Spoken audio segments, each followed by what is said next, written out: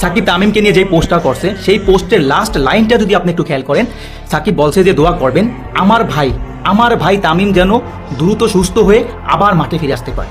আমার ভাই সাকিব এখানে কি উল্লেখ করছে? আমার ভাই। ভাই আপনি সাকিবের থেকে আর কি আশা করেন?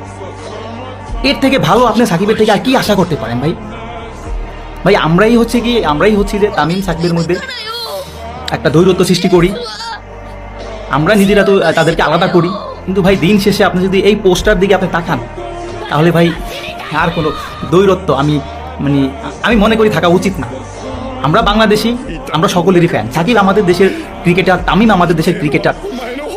এখানে সাকিবকে আমরা কেন আলাদা করে দেখবো? তামিমকে আমরা কেন আলাদা করে দেখবো? সাকিব আমাদের দেশের জন্য অনেক কিছু করছে, তামিমও আমাদের দেশের জন্য অনেক কিছু করছে। অনেকে বলতে পারেন যে সাকিব দেশের জন্য কি করছে, তামিম দেশের জন্য কি করছে, বাংলাদেশের ক্রিকেটাররা দেশের জন্য কি করছে। ভাই দেশের ক্রিকেটাররা যদি দেশের জন্য কিছু না করে, তাহলে বিসিবিতে 1100 কোটি টাকা কোথা থেকে আসছে? হ্যাঁ, 1100 কোটি টাকা বিসিবি কোথায় পাইছে? এটা তো আইসিসি থেকে বিসিবি খেলাধুলার মাধ্যমে অর্জন করছে, ক্রিকেটের মাধ্যমে অর্জন করছে। আমরা বলি যে সাকিব কি দিছে, তামিম কি দিছে বাংলাদেশের জন্য? এই আপনার 1100 কোটি টাকা আসে, এটা তো বাংলাদেশেরই আয় না?